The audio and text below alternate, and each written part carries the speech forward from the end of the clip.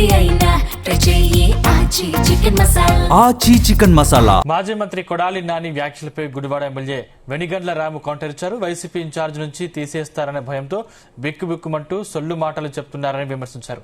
చేసిన తప్పులు పాపాలు బయటకు వస్తాయనే భయం పట్టుకుందన్నారు. ప్రజలు పూర్తిగా మర్చిపోయిన వ్యక్తి గురించి మాట్లాడటం వ్యర్థమన్నారు. ప్రతిపక్ష హోదా గురించి తప్పితే ప్రజల గురించి వైసీపీకి పట్టుందనంటున్న గుడివాడ ఎమ్మెల్యే వెనిగండ్ల రాముతో మా ప్రతినిధి శివకుమార్ ఫేస్ టు ఫేస్. ప్రశ్నించేందుకు కూడా మాజీ మంత్రి కొడాలి నాని నిన్న తన నివాసానికి గుంటూరు తెలియని పరిస్థితి. ఈ నేపథ్యంలో కొన్ని అనుచిత వ్యాఖ్యలు కూడా చేశారు సార్. దాని గురించి మాట్లాడేందుకు మనతో పాటు వెనకాల రాము గారు ఉన్నారు, గుడివాడ ఎమ్మెల్యే. సార్, ప్రస్తుతానికి నిన్న ఏదైతే అంబట్రాంబం నుండి పరామర్శించిన కొడాలి నాని ఉన్నారో, కొడాలి నాని ముఖ్యంగా ఏదైతే దాడి అంబట్రాంబం జరిగితే అంబట్రాంబం జైల్లో పెట్టారు ఈ ప్రభుత్వం కూడా చెప్పారు. దాన్ని కొడాలి నాని అంటే ఇప్పుడు గుడివాడ స్పెల్లింగ్ ఆయన అడగటం, ఆయన ఏదో చెప్పటం, మీరు వచ్చి మమ్మల్ని అడగటం బలి విచిత్రంగా ఉంటాయండి. ఇప్పుడు సాయంత్రం గుడివాడ స్పెల్లింగ్ రాదు, 20 ఏళ్ళు లేదే. మరి ఇప్పుడు రెడ్ బుక్ స్పెల్లింగ్ అని తెలిసేలేదు, తెలీదు.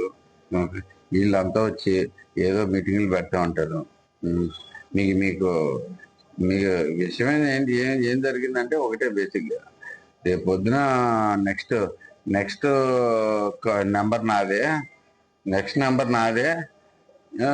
సో అక్కడికి వెళ్ళి వచ్చి ఎట్టుంది బాసు, జైలు ఎట్టుంది, దీంట్లో ఎట్టుంది, అసలు ఏమేమి ఇస్తారు, ఏమేమి సర్వే అవ్వట్లేదు,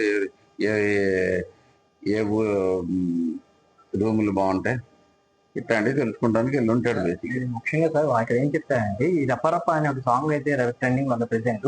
సేమ్ 2029 జగన్ సీఎం అయిన తర్వాత ఏదో అధికారులు కానీ, ఇప్పుడున్న టీడీపీలో ఉన్న ప్రభుత్వంలో ఉన్న పెద్దలు కానీ ఎవరైతే అన్యాయం చేస్తున్నారో, ఇటు వైసీపీలో ఉన్న నాయకులకి కానీ కార్యకర్తలు కానీ వాళ్ళ మీద పగ తీర్చుకుంటామనే విధంగా మాట్లాడారు. పగ తీర్చుకుంటారా? ఎవరు మా మీద పగ తీర్చుకున్నంత సీనియర్ ఉంది. First thing. సెకండ్ థింగ్ ఏంటంటే 2029లో వస్తుంది అనేది కళ. వాళ్ళు కళ్ళకి అంటానే ఉంటారు, సహజమే. దీంట్లోంచి ఓకే, ప్రజలకి ఏమన్నా చేసి పెడదామనేది తృప్తి లేదు, కానీ ఈ బెదిరింపులకి ఎవడో భయపడ్డు. ఏంటి 29లో మేము వస్తాము, 30లో మేము వస్తాం. మొట్టమొదటిగా చెప్పేది ఏంటంటే, తెలుగుదేశం ప్రతిపక్షంలో కనుక ఉండాల్సి వస్తే ప్రజలను పోరాటం చేయడానికి ఒక్కడు కూడా ఏ రోజు కనుక లేదు దీంట్లో. అది క్లారిటీగా ఉంది, క్లారిటీగా అందరికీ తెలిసిన విషయమే. వీళ్ళకి మళ్ళీ పొడుకోట్ల. ఈ గత 19 నుంచి 24 చూసుకున్నాం అంటే ఏ రోజు వెనక్కి తగ్గకుండా పోరాటాలు చేసింది. ఎన్ని అరాచకాలు చేసినా, ఏం చేసినా కానీ తగ్గకుండా పోరాటం చేసింది చరిత్ర చంద్రబాబు నాయుడు గారి నాయకత్వంలో మాకు తెలుగుదేశం ప్రభుత్వం. ఇక మాకు తోడుగా పవన్ గారు ఉన్నారు, మోడీ గారు ఉన్నారు. ఓకే, మేమంతా కలిసే ఉంటే వీళ్ళ జీవితంలో ఎప్పటికీ చరిత్రలో అనేది రాదు. అసలు మీకు క్లారిటీ ఇస్తున్నాను. బేసిక్గా ఏం చేశారని మళ్ళీ అంటే లాస్ట్ టైం 2019లో చూసుకుంటే ఓకే, ఏదో చేస్తాడేమో అని ఆశ ఉండేది.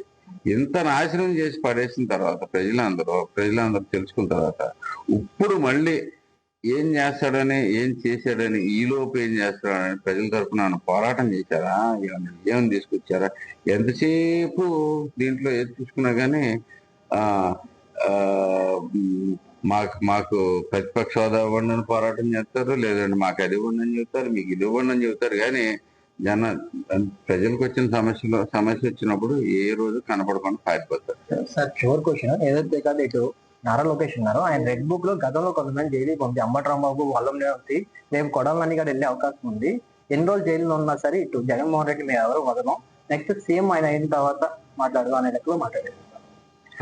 అదే నేను చదువుతున్నాను. అదే దీనికి ఫస్ట్ రెడ్ బుక్ స్పెల్లింగ్ తెలుసుకోమనండి, దాని తర్వాత మిగతా ఏదో ఒకటి మాట్లాడదాం. సెకండ్ థింగ్, ఆయనకి ఆల్రెడీ అర్థమైపోయింది. ఎందుకంటే పాపాలు పండింది.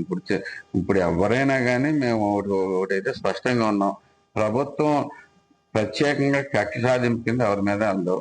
ఓకే, వీళ్ళు చేసిన పాపాలు అలాగే ఉన్నాయి కాబట్టి రెడ్ బుక్ లో పేర్లు ఎక్కినాయి. లేకపోతే వాళ్ళకి ఏదో స్పెషల్గా ఇదేం లేదు. రెడ్ బుక్ అంటే ఏదో దీంట్లో నుంచి పర్సనల్ కక్షలతో పెట్టుకుంది కాదు. ప్రజలకు వాళ్ళు చేసిన ద్రోహాలు ఉన్న బట్టి ఆ రెడ్ బుక్ లో పేరు ఉంటే ఉంటుంది. ఉంది అనేది అంటే ఉందా లేదా అనేది అది త్వరలో ఎదురుకే తెలుస్తుంది. ఎందుకంటే ఆల్రెడీ చేస్తున్నాడు, తనకి క్లారిటీ ఉంది. ఎందుకంటే బోల్డ్ అని అరాజకాలు చేస్తున్నారు ఇక్కడ, వీటి మీద తప్పకుండా మనకు కూడా నెక్స్ట్ టైం ఉంటాం అని చెప్పేసి దాంట్లో ఉంటుంది కాబట్టి ఆయన కూడా ఉంది బేసికలీ. సో ఇప్పుడు ఎందుకు మాట్లాడాను, ఎందుకంటే ఇది ఎప్పటి నుంచో జరుగుతుంది కదా, రెండేళ్ళు అయిపోయింది. ఇప్పుడు వచ్చి ఎందుకు మాట్లాడుతున్నాడు, ఎందుకు మాట్లాడుతున్నా అంటే ఇప్పుడు ఈ ఇన్ఛార్జ్ కూడా బీకేస్ కొత్త ఇన్ఛార్జ్ వేస్తారో అని డౌట్ వచ్చింది. అందుకని ఏదో కూర్చుని కొంచెం సవరదీసే కార్యక్రమాలు ఇవ్వండి.